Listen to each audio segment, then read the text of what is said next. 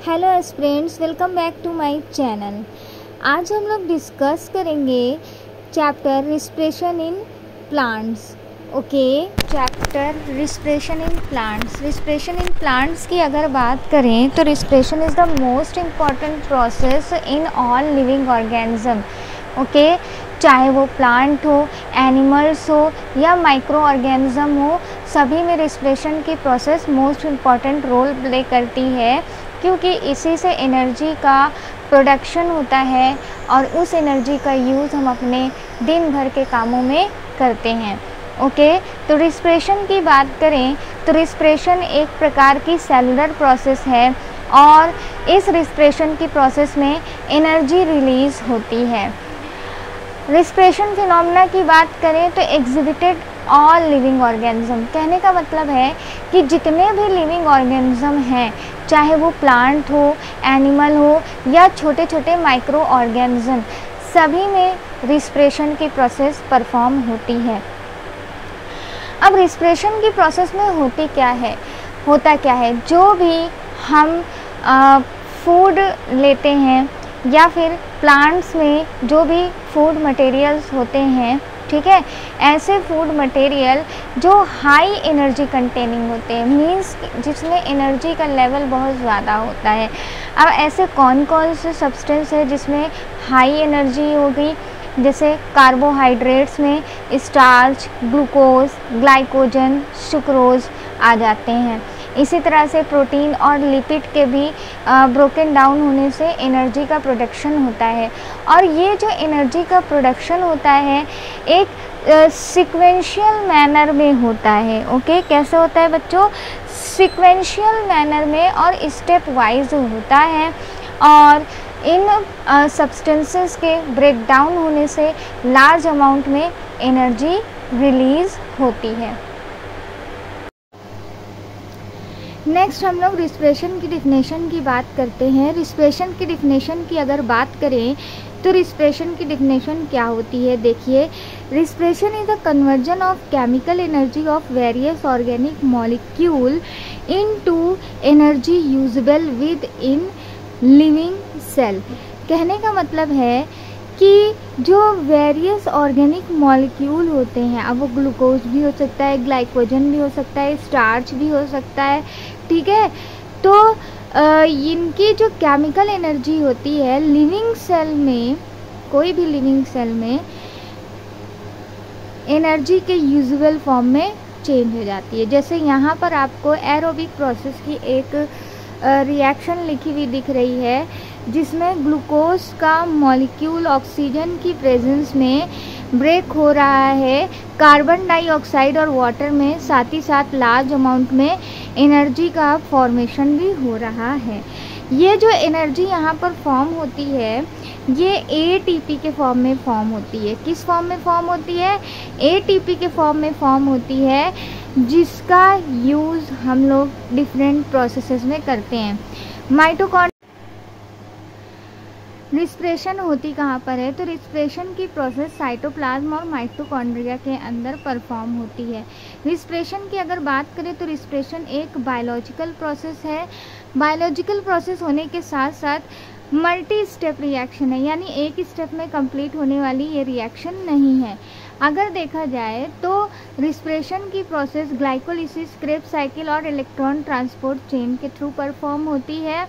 Glycolysis ही अपने आप में इतनी लंबी प्रोसेस है कि ये 10 स्टेप में कंप्लीट होती है और इन तीनों को होने के बाद एटीपी के फॉर्म में एनर्जी का फॉर्मेशन हो जाता है। इसके अलावा हम लोग नेक्स्ट बात करें तो नंबर ऑफ एंजाइम इन्वॉल्व होते हैं रिस्पिरेशन की प्रोसेस में। हर एक स्टेप में एंजाइम का अपना मेन रोल होता है। रिस्पिरेशन एक बायोकेमिकल फिनोमेना है। रिस्पिरेशन जो है वो सेल के अंदर होती है ना। अगर साइटोप्लाज्म और माइटोकॉन्ड्रिया में हो रही है तो ये तो सेल में ही पाए जाते हैं, तो सेल के अंदर होने वाली प्रोसेस है, ठीक है। इसके अलावा बात करें रिस्पिरेशन जो है ये सेवरल स्टेप में होती है, कई सारे स्टेप में होती है और लार्ज अमाउंट में एनर्जी रिलीज़ करती है। अगर बात करें लगभग 60% एनर्जी इससे लिबरेट होती है रिस्पिरेशन की प्रोसेस में। हीट के थ्रू, ठीक है। हीट के थ्रू क्या होती है, 60% एनर्जी निकल जाती है बाहर, बाकी जो बची हुई एनर्जी है वो एटीपी के फॉर्म में ट्रैप हो जाती है या स्टोर हो जाती है। ओके, नेक्स्ट हम लोग देखेंगे टाइप्स ऑफ रिस्पिरेशन की। टाइप्स ऑफ रिस्पिरेशन की बात करें तो और रिस्पिरेशन जो है या तो वो ऑक्सीजन की प्रेजेंस में होता है या तो ऑक्सीजन की एब्सेंस में होता है। तो ऑक्सीजन की प्रेजेंस और एब्सेंस के कारण रिस्पिरेशन की जो प्रोसेस है वो दो टाइप्स की होती है। एक तो aerobic respiration, aerobic respiration oxygen की प्रेजेंस में होता है, और दूसरा जो रिस्पिरेशन होता है वो एनएरोबिक रिस्पिरेशन होता है। एनएरोबिक रिस्पिरेशन ऑक्सीजन की एब्सेंस में होता है। नेक्स्ट सबसे पहले हम लोग बात करते हैं किसकी, एरोबिक रिस्पिरेशन की। तो एरोबिक रिस्पिरेशन के बारे में अभी हमने आप लोगों को बताया कि एरोबिक रिस्पिरेशन जो है ये ऑक्सीजन की प्रेजेंस में होता है। इसके अलावा जो एरोबिक रिस्पिरेशन होता है इसमें ग्लूकोज का कंप्लीट ऑक्सीडेशन हो जाता है, और ग्लूकोज का कंप्लीट ऑक्सीडेशन होने के कारण कार्बन डाइऑक्साइड और वाटर के मॉलिक्यूल बनते हैं, और साथ ही साथ एनर्जी रिलीज होती है। अब ये जो एनर्जी रिलीज होती है ये ग्रेटर अमाउंट में रिलीज होती है। क्यों ग्रेटर अमाउंट में रिलीज होती है? क्योंकि यहाँ पर ऑक्सीजन का कंप्लीट ऑक्सीडेशन हो जाता है। ओके, तो रिएक्शन की अगर हम लोग बात करें तो यहाँ पर आप लोगों को दिख रहा होगा कि ऑर्गेनिक मॉलिक्यूल है जिसका नाम ग्लूकोज है, C6H12O6। ऑक्सीजन की प्रेजेंस में जब ये रिएक्ट करता है in the presence of enzyme, किसकी प्रेजेंस में, एंजाइम की प्रेजेंस में, तो ये ग्लूकोज ब्रेक हो जाता है कार्बन डाइऑक्साइड में, वाटर में, और साथ ही साथ इसमें लार्ज अमाउंट में और साथ ही साथ 686 किलो कैलोरी एनर्जी का फॉर्मेशन होता है। नेक्स्ट रिस्पिरेशन के जिस टाइप्स की हम लोग बात करेंगे वो टाइप है एनारोबिक रिस्पिरेशन। एनारोबिक रिस्पिरेशन की बात की जाए तो जो एनारोबिक रिस्पिरेशन है ये ऑक्सीजन की एब्सेंस में होता है, साथ ही साथ इसमें इनकम्प्लीट ऑक्सीडेशन होता है ग्लूकोज का। जब ग्लूकोज का इनकम्प्लीट ऑक्सीडेशन होता है, क्यों इनकम्प्लीट ऑक्सीडेशन होता है? क्योंकि यहाँ पर ऑक्सीजन एब्सेंस होती है।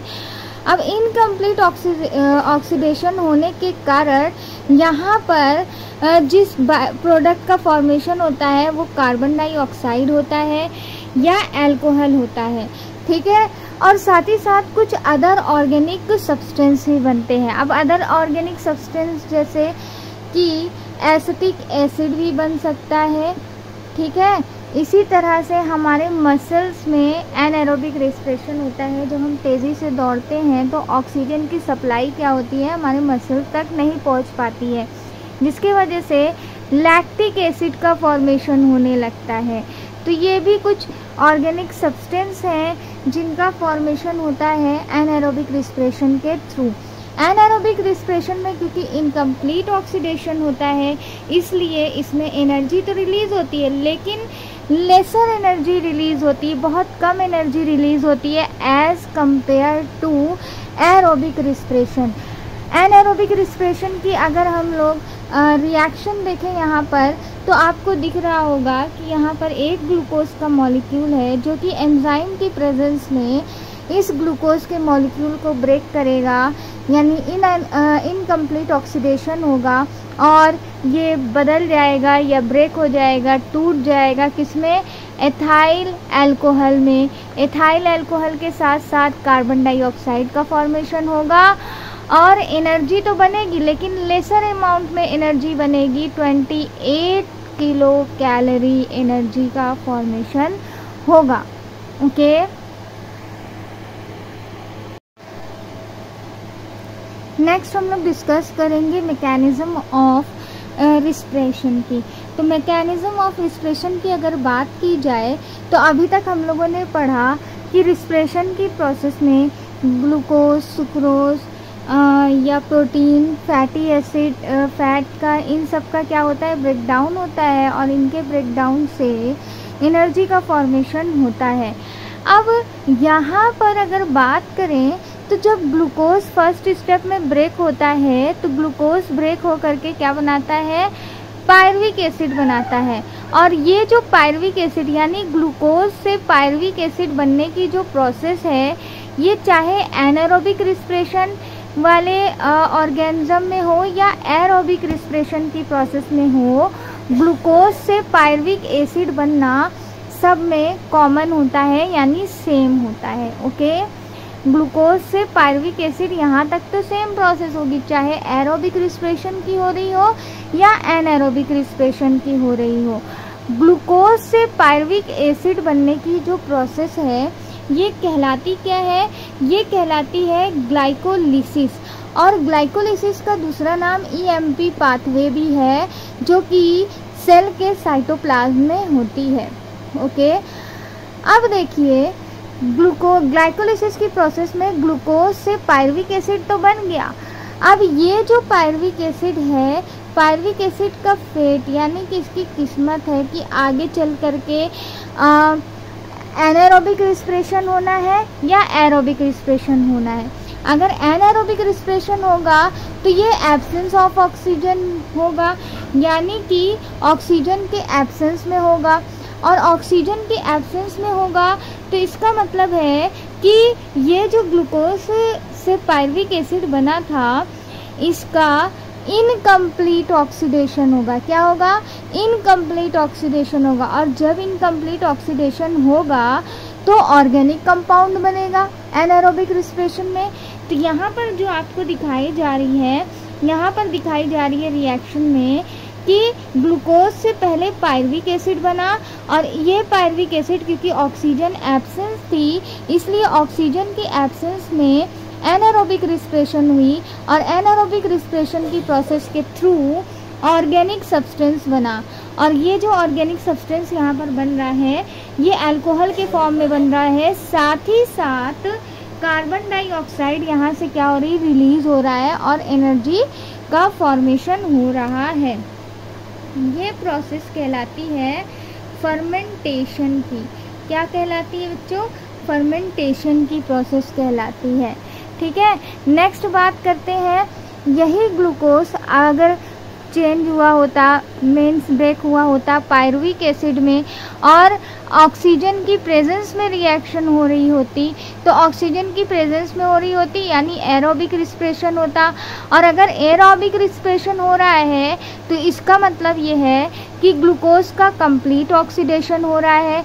और अगर ग्लूकोज का कंप्लीट ऑक्सीडेशन हो रहा है यानी कि ग्लूकोज पहले ब्रेक हुआ पायरुविक एसिड में by the process of glycolysis, और फिर ये पायरुविक एसिड ऑक्सीजन की प्रेजेंस में या एरोबिक रिस्पिरेशन के थ्रू ब्रेक होगा, किसमें, कार्बन डाइऑक्साइड में, वाटर में, और लार्ज अमाउंट में एनर्जी रिलीज होगी। यहाँ पर लेस अमाउंट में रिलीज हो रही थी, क्यों, क्योंकि इनकम्प्लीट ऑक्सीडेशन हो रहा था।